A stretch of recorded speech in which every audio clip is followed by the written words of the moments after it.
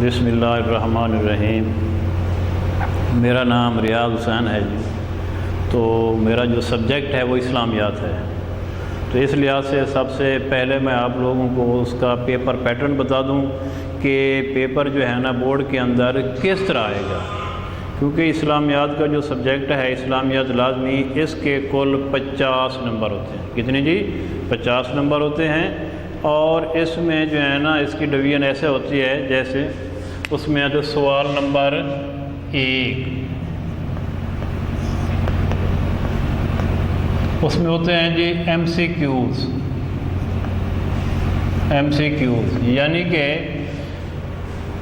ये इसमें आपने 10 नंबर का ये सवाल होता है, बबल लगाने होते हैं, दायरा फिल करना होता है, ऊपर लिखा हुआ होता है कि दुरुस्त जवाबात के दायरा को पुर कीजिए। तो 10 नंबर का ये होता है, इसका वक्त होता है आपके पास 15 मिनट, कुल वक्त इसका 2 घंटे होता है। तो इसका वक्त 15 मिनट होता है। सवाल नंबर 1 होता है और ये होते भी 10 हैं, इसके अंदर कोई चॉइस वगैरह भी नहीं होती। फिर इसके बाद होता है सवाल नंबर 2, ये है कि मुख्तसर जवाबात दीजिए। मुख्तसर जवाबात यानी कि ये शॉर्ट क्वेश्चन होते हैं। इसमें 9 शॉर्ट क्वेश्चन होते हैं। कितनी जी? 9 शॉर्ट क्वेश्चन होते हैं, लेकिन इसमें आपको चॉइस होती है कि आप इसमें से कोई से 6 करें। तो गोया कि हर शॉर्ट क्वेश्चन 2 नंबर का होता है। तो इस लिहाज से ये आपके बन जाएंगे 12। कितनी जी? ये 12 बन जाएंगे। 12 नंबर का ये हो जाएगा शॉर्ट क्वेश्चन सवाल नंबर 2। 10 का ये हो गया जी, 10 नंबर ये हो गए और 12 का ये हो गए। अब इसी तरह है फिर सवाल नंबर 3, ये भी इसी तरह है, मुख्तसर जवाबात दीजिए। इसके अंदर भी 9 शॉर्ट क्वेश्चन होंगे और उसमें से कोई से 6 करने होंगे। हर शॉर्ट क्वेश्चन के 2 नंबर होते हैं। तो गोया कि ये भी 12 नंबर के हो गए। ठीक है जी। अब इसके बाद है सवाल नंबर 4, सवाल नंबर 5 और सवाल नंबर 6। ये हैं जी आपके लॉन्ग क्वेश्चन। क्या हैं जी? Long question. तो ये 3 होते हैं। ये 8 नंबर का एक लॉन्ग क्वेश्चन होता है। तो इसमें से आपने कोई से 2 करने होते हैं, कोई से 2 करने होते हैं। गोया के 16 नंबर आपके ये बन गए और 24 नंबर शॉर्ट क्वेश्चन के बन गए और 10 नंबर ऑब्जेक्टिव के बन गए। तो गोया कि इस तरह से आपके 50 नंबर बन जाएंगे। ये है पेपर पैटर्न जो कि बोर्ड में आता है आपका पेपर। अच्छा, इसमें जो है ना आपने थोड़ा सा डिफरेंस रखना है, क्योंकि अक्सर बच्चे जो हैं ना वो समझते हैं कि जैसे मैट्रिक में हमारे नंबर आसानी से आ जाते हैं, इंटर में भी आसानी से आ जाएंगे, इतनी मेहनत नहीं करते हैं, जो है ना वो गलत फहमी में रहते हैं। ऐसा नहीं है, यहाँ पर मेहनत करना पड़ता है। यहाँ पर फ़र्क है शॉर्ट क्वेश्चन और लॉन्ग क्वेश्चन की अटैम्प्ट में। वो क्या है कि आपने जब शॉर्ट क्वेश्चन करना है तो जैसे वहाँ पर आपसे पूछा जाता है कि तौहीद से क्या मुराद है, तो आप सिर्फ उसकी तारीफ़ लिख देते हैं कि 1 लाइन में, 2 लाइनों में, कि तौहीद से मुराद अल्लाह ताला की ज़ात को एक मानना। गोया कि आपकी तारीफ़ कंप्लीट हो गई।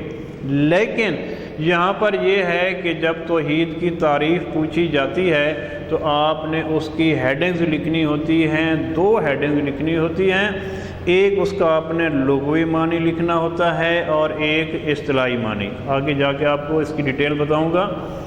तो लुग़वी मानी की हेडिंग और इस्तिलाही मानी की हेडिंग लिखेंगे तो तब आपको 2 नंबर मिलेंगे, जबकि मैट्रिक में ये बात नहीं थी। इसके बाद जो दूसरा फ़र्क है मैट्रिक और इंटर में शॉर्ट क्वेश्चन का, वो ये है कि वहाँ पर कोई चीज़ की मतलब ये है कि फ़वाइद व समरात पूछे जाते हैं। जैसा कि तौहीद के 2 फ़वाइद व समरात लिखें, तो यहाँ पर आपने जो तौहीद के 2 फ़वाइद व समरात लिखने हैं, आपने उनकी हेडिंग लिख कर उनकी डिटेल लिखनी है। اور 2 سے زیادہ اگر پوچھے جائیں تو ان کی آپ ڈیٹیل نہ لکھیں، جبکہ میٹرک میں یہ چیز نہیں تھی۔ تو یہ جی اس میں فرق ہے کہ آپ نے ان کی ڈیٹیل لکھنی ہے، ہیڈنگ لکھ کر ان کی ڈیٹیل لکھنی ہے، تب جا کے آپ کو 2 نمبر ملیں گے۔ یہ تو ہو گیا شارٹ کویسچن کا فرق۔ اور اب جو لانگ ہے تو لانگ میں آپ میٹرک میں کیا کرتے تھے، ایک پیراگراف بنا دیتے تھے، جبکہ یہاں پر ایسی بات نہیں ہے۔ وہ یہ ہے کہ آپ لانگ کویسچن کے اندر پہلے پیرا لکھیں چھوٹا سا اس چیز کے بارے میں، پھر اس کی آپ نے ہیڈنگز بنانی ہے، کم از کم 8 ہیڈنگز لکھیں گے اور ان کی ڈیٹیل لکھیں گے، تو تب آپ کو جا کر نمبر ملیں گے۔ اور جہاں ضرورت ہو تو وہاں پر قرآنی آیت بھی پٹ کرنی ہے، حدیث کو بھی پٹ کرنا ہے۔ تو اس طریقے سے آپ کا لانگ کویسچن بھی مکمل ہو جائے گا اور آپ کو نمبر بھی پورے ملیں گے۔ تو یہ تھوڑا سا ڈفرینس تھا میٹرک اور انٹر میں جو میں نے آپ کو بتا دیا ہے۔ اور اب جو پہلا سوال ہے، ٹھیک ہے نا جی، وہ ہے عقائد کے بارے میں ہے جی۔ عقائد کہ عقائد کیا ہیں، تو اس میں سب سے پہلے آپ نے لکھنا ہے اس کا لغوی معنی اور پھر اس کا اصطلاحی معنی۔ لغوی معنی کے اندر جیسے کہ آپ کو میں نے کل بتایا تھا سابقہ لیکچر میں کہ شارٹ کویسچن کے اندر فرق ہوتا ہے کہ اس کی 2 ہیڈنگ ہوتی ہیں، ایک لغوی اور ایک اصطلاحی معنی۔ لغوی کیا ہے، یہ عقائد جو ہے یہ عقیدہ کی جمع ہے۔ عقائد یہ ہے عقیدہ کی جمع ہے اور اس کا معنی ہے گرہ لگائی ہوئی چیز، گرہ لگائی ہوئی چیز یا باندھی ہوئی چیز، یہ عقیدہ کا لغوی معنی ہے۔ اور عقیدہ کا اصطلاحی معنی کیا ہے جی، کہ انسان کے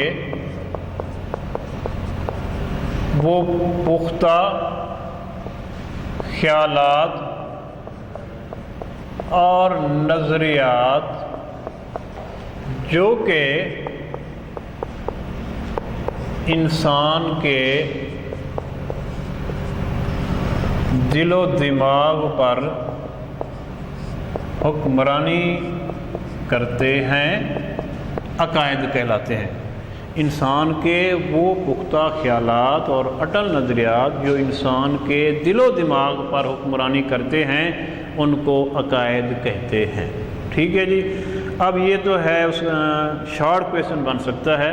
اس کے علاوہ اب جو لانگ کویسچن پوچھا جاتا ہے کہ اسلام کے بنیادی عقائد کون کون سے ہیں، کیا ہے جی، اسلام کے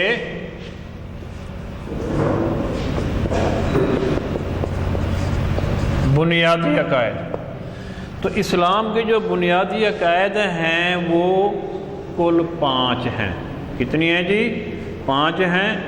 کون کون سے پہلے بتا دیتا ہوں پھر لکھ دیتا ہوں۔ نمبر 1 توحید، یعنی کہ اللہ تعالیٰ کی ذات پر ایمان لانا، اور دوسرا ہے رسالت، یعنی کہ رسولوں پر ایمان لانا، اور تیسرا ہے ملائکہ یعنی کہ فرشتوں پر ایمان لانا، چوتھا ہے آسمانی کتب ان پر ایمان لانا، 5واں ہے آخرت، اس پر ایمان لانا۔ تو یہ اسلام کے 5 بنیادی عقائد ہیں۔ جب تک کوئی بھی بندہ ان عقائد کو نہیں مانے گا تو اس وقت تک وہ سچا مسلمان نہیں ہو سکتا۔ تو گویا کہ سب سے پہلا عقیدہ کیا ہے جی ہمارا؟ تو 5 عقائد کون کون سے ہیں؟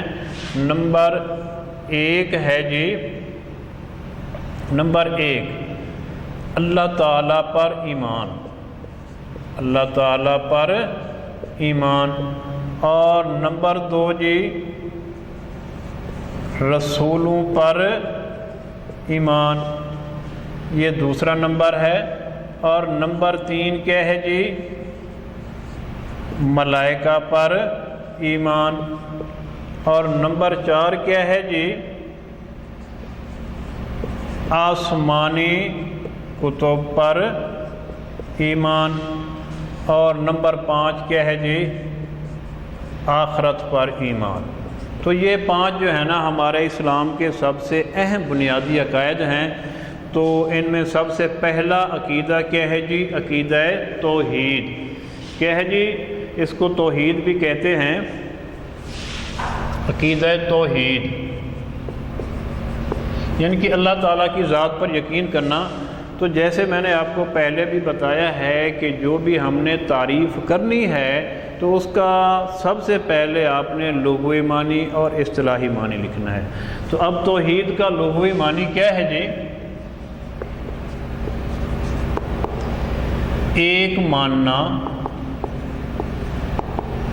یکتا ہونا، ٹھیک ہے جی، ایک تسلیم کرنا، یہ توحید کا لغوی معنی ہے۔ ایک ماننا، یکتا ہونا، ایک تسلیم کرنا، یہ توحید کا لغوی معنی ہے۔